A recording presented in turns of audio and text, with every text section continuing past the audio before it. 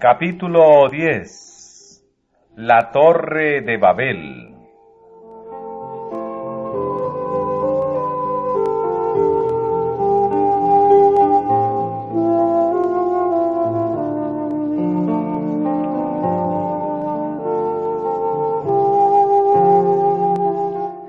Para repoblar la tierra, de la cual el diluvio había barrido toda corrupción moral, Dios había preservado una sola familia, la casa de Noé, a quien había manifestado: a ti he visto justo delante de mí en esta generación.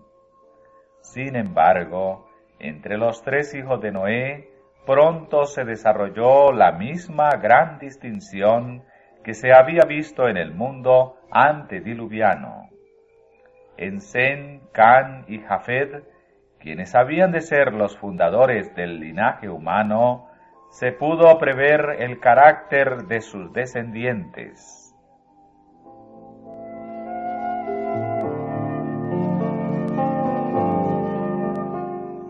Hablando por inspiración divina, Noé predijo la historia de las tres grandes razas que habrían de proceder de estos padres de la humanidad. Al hablar de los descendientes de Can, refiriéndose al hijo más que al padre, manifestó Noé: maldito sea Canaán, siervo de siervos, será a sus hermanos. El monstruoso crimen de Can demostró que hacía mucho que la reverencia filial había desaparecido de su alma, y reveló la impiedad y la vileza de su carácter.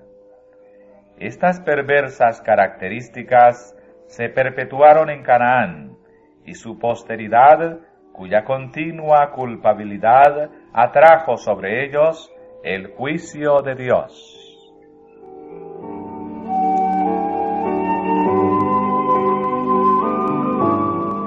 En cambio, la reverencia manifestada por Sem y Jafet hacia su padre y hacia los divinos estatutos prometía un futuro más brillante a sus descendientes. Acerca de estos hijos fue declarado: bendito Jehová, el Dios de Sem, y séale Canaán siervo. Engrandezca a Dios a Jafet, y habite en las tiendas de Sem, y séale Canaán siervo. El linaje de Sem iba a ser el del pueblo escogido, del pacto de Dios, del Redentor prometido. Jehová fue el Dios de Sem. De él iban a descender Abraham y el pueblo de Israel, por medio del cual habría de venir Cristo. Bienaventurado el pueblo cuyo Dios es Jehová. Y Jafet habite en las tiendas de Sem. Los descendientes de Jafet habían de disfrutar muy especialmente de las bendiciones del Evangelio.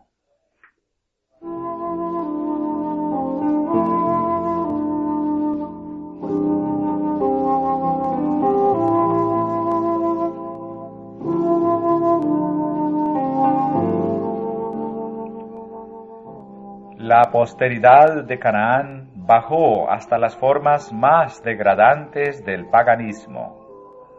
A pesar de que la maldición profética los había condenado a la esclavitud, la condena fue aplazada durante siglos.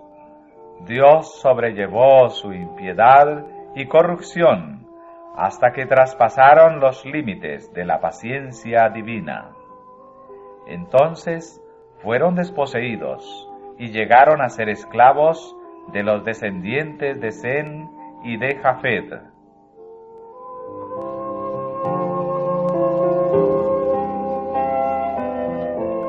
La profecía de Noé no fue una denuncia arbitraria y airada, ni una declaración de favoritismo.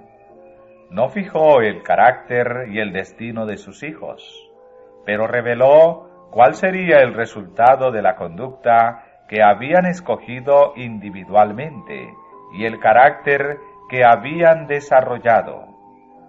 Fue una expresión del propósito de Dios hacia ellos y hacia su posteridad en vista de su propio carácter y conducta.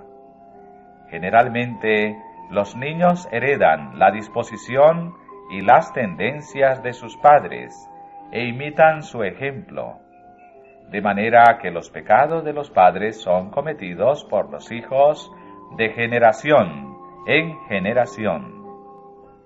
Así la vileza y la irreverencia de Can se reprodujeron en su posteridad y le acarrearon maldición durante muchas generaciones. Un pecador destruye mucho bien.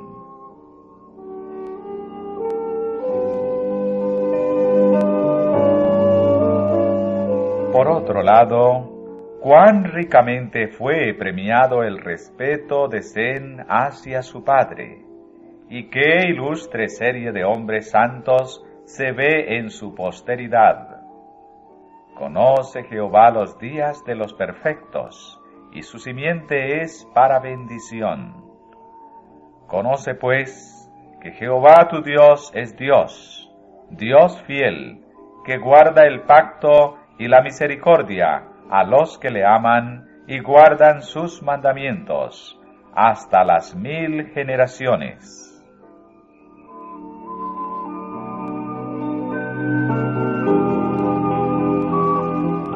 Durante algún tiempo, los descendientes de Noé continuaron habitando en las montañas donde el arca se había detenido. A medida que se multiplicaron, la apostasía no tardó en causar división entre ellos.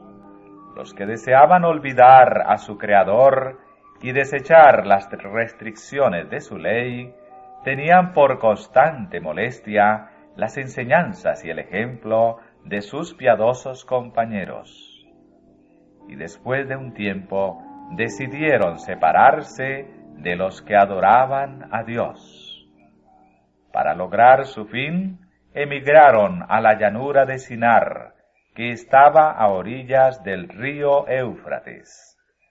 Les atraían la hermosa ubicación y la fertilidad del terreno, y en esa llanura resolvieron establecerse.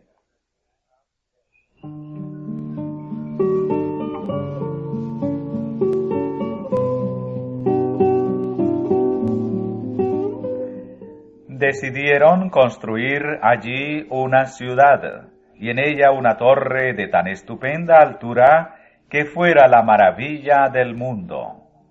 Estas empresas fueron ideadas para impedir que la gente se esparciera en colonias. Dios había mandado a los hombres que se diseminaran por toda la tierra, que la poblaran y que se enseñoreasen de ella.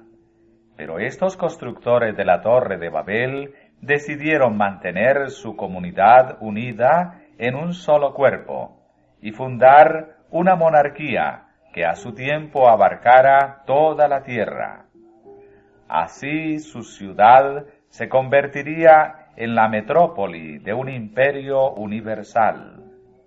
Su gloria demandaría la admiración y el homenaje del mundo, y haría célebres a sus fundadores. La magnífica torre, que debía alcanzar hasta los cielos, estaba destinada a ser algo así como un monumento del poder y sabiduría de sus constructores, para perpetuar su fama hasta las últimas generaciones.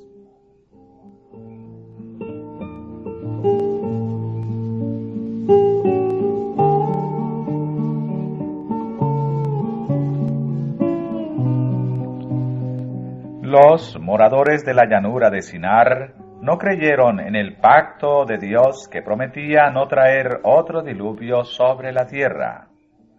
Muchos de ellos negaban la existencia de Dios y atribuían el diluvio a la acción de causas naturales.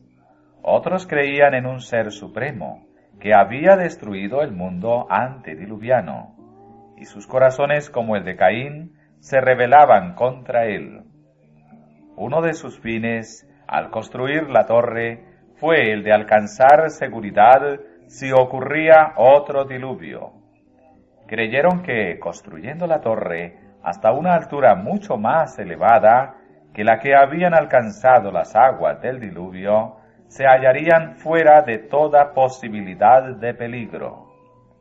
Y al poder ascender a la región de las nubes, esperaban descubrir la causa del diluvio. Toda la empresa tenía por objeto exaltar aún más el orgullo de quienes la proyectaron, apartar de Dios las mentes de las generaciones futuras y llevarlas a la idolatría.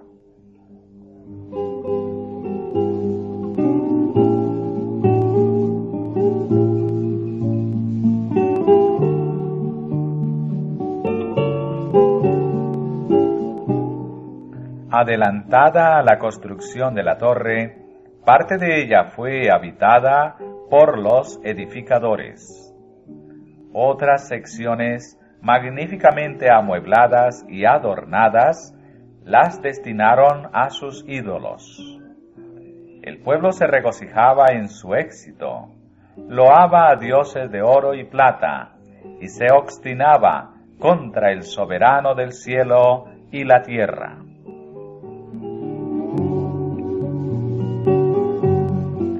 De repente, la obra que había estado avanzando tan prósperamente fue interrumpida.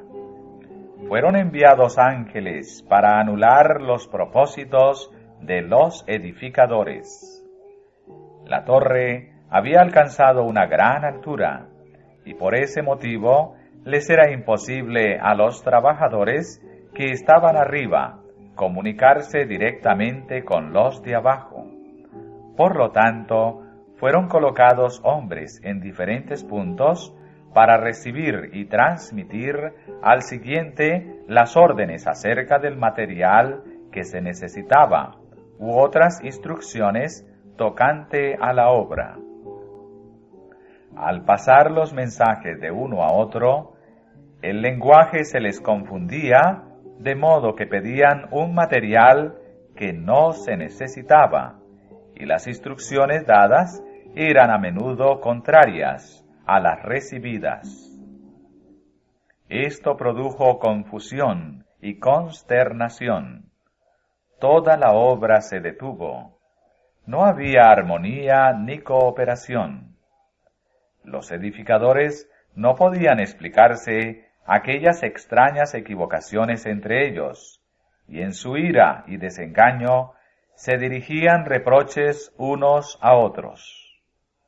Su unión terminó en lucha y en derramamiento de sangre. Como prueba del desagrado de Dios, cayeron rayos del cielo que destruyeron la parte superior de la torre y la derribaron. Se hizo sentir a los hombres que hay un Dios que reina en los cielos.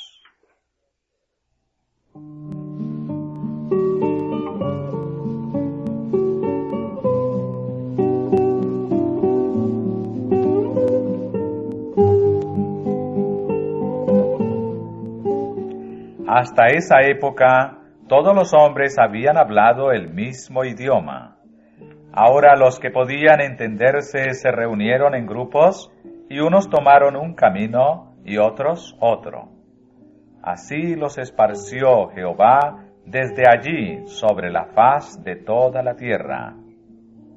Esta dispersión obligó a los hombres a poblar la tierra, y el propósito de Dios se alcanzó por el medio empleado por ellos para evitarlo.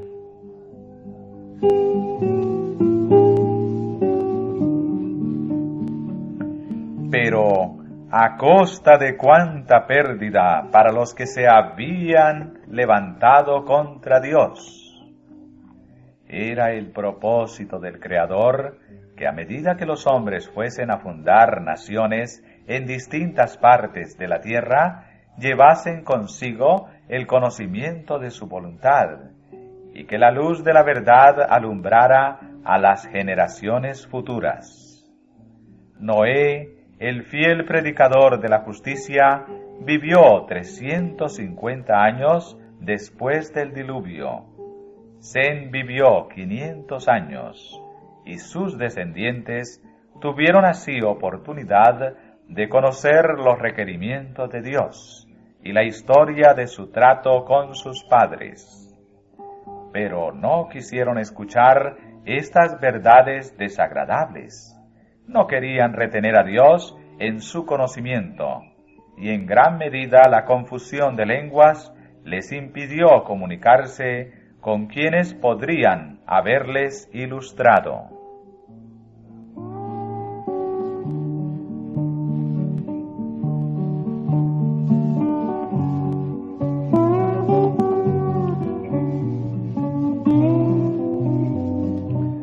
Los constructores de la Torre de Babel habían manifestado un espíritu de murmuración contra Dios. En vez de recordar con gratitud su misericordia hacia Adán y su bondadoso pacto con Noé, se habían quejado de su severidad al expulsar a la primera pareja del Edén y al destruir al mundo mediante un diluvio. Pero mientras murmuraban contra Dios, calificándolo de arbitrario y severo, estaban aceptando la soberanía del más cruel de los tiranos. Satanás trató de acarrear menosprecio sobre las ofrendas expiatorias que prefiguraban la muerte de Cristo, y a medida que la mente de los hombres iba entenebreciéndose con la idolatría, los indujo a falsificar estas ofrendas y a sacrificar sus propios hijos sobre los altares de sus dioses. A medida que los hombres se alejaban de Dios, los atributos divinos, la justicia, la pureza y el amor fueron reemplazados por la opresión, la violencia y la brutalidad.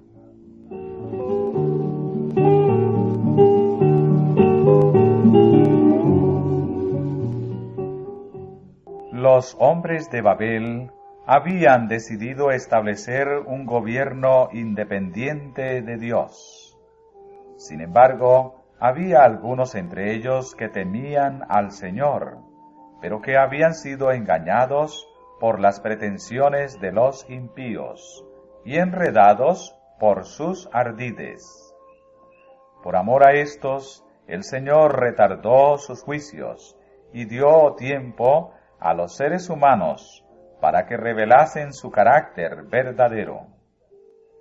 A medida que esto se cumplía, los hijos de Dios trabajaban por hacerles cambiar su propósito, pero los hombres estaban completamente unidos en su atrevida empresa contra el cielo.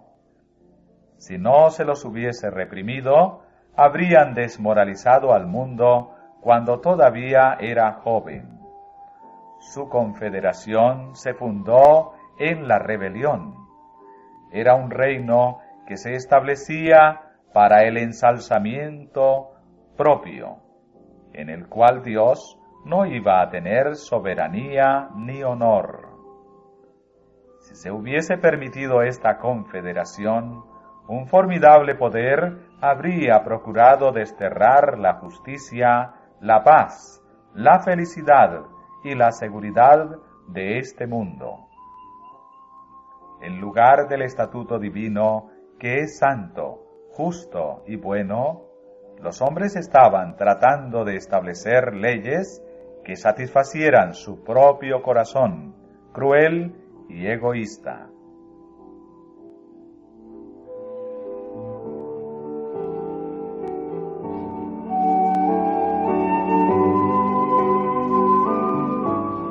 Los que temían al Señor le imploraron que intercediese, y descendió Jehová para ver la ciudad y la torre que edificaban los hijos de los hombres. Por misericordia hacia el mundo, Dios frustró el propósito de los edificadores de la torre y derrumbó el monumento de su osadía. por misericordia, confundió su lenguaje y estorbó sus propósitos de rebelión.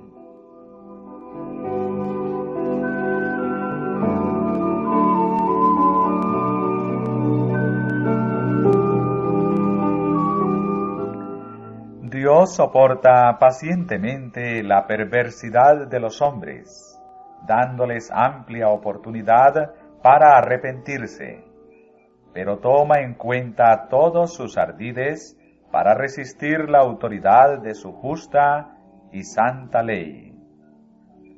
De vez en cuando, la mano invisible que empuña el cetro del gobierno se extiende para reprimir la iniquidad.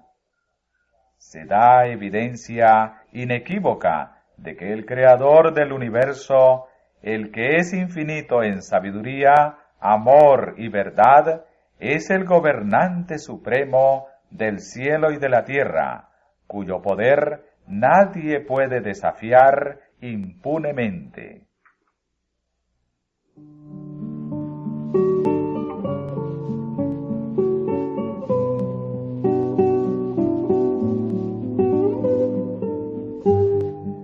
Los planes de los constructores de la Torre de Babel terminaron en vergüenza y derrota. El monumento de su orgullo sirvió para conmemorar su locura. Pero los hombres siguen hoy el mismo sendero, confiando en sí mismos y rechazando la ley de Dios. Es el principio que Satanás trató de practicar en el cielo, el mismo que siguió Caín al presentar su ofrenda.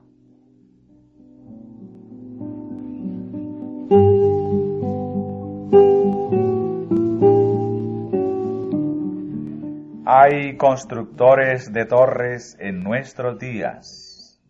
Los incrédulos formulan sus teorías sobre supuestas deducciones de la ciencia y rechazan la palabra revelada de Dios. Pretenden juzgar el gobierno moral de Dios, desprecian su ley y se jactan de la suficiencia de la razón humana. Y, porque no se ejecuta luego sentencia sobre la mala obra, el corazón de los hijos de los hombres está en ellos lleno para hacer mal.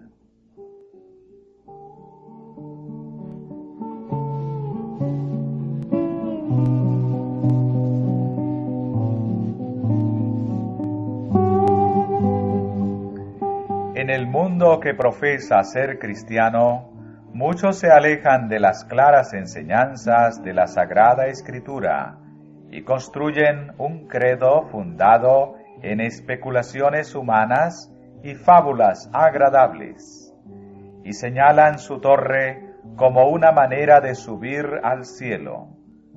Los hombres penden, admirados de los labios elocuentes que enseñan que el transgresor no morirá, que la salvación se puede obtener sin obedecer a la ley de Dios. Si los que profesan ser discípulos de Cristo aceptaran las normas de Dios, se unirían entre sí, pero mientras se ensalce la sabiduría humana sobre la santa palabra, habrá divisiones y disensiones. La confusión existente entre los credos y sectas contrarias se representa adecuadamente por el término Babilonia, que la profecía aplica a las iglesias mundanas de los últimos días.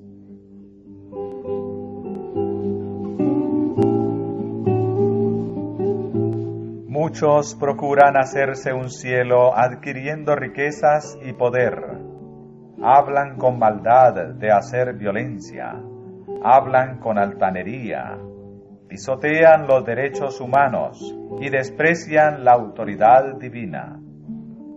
¿Podrán los orgullosos ejercer momentáneamente gran poder y tener éxito en todas sus empresas? Pero al fin solo encontrarán desilusión y miseria.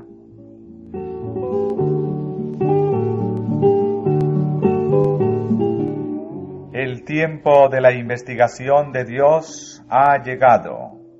El Altísimo descenderá para ver lo que los hijos de los hombres han construido. Su poder soberano se revelará.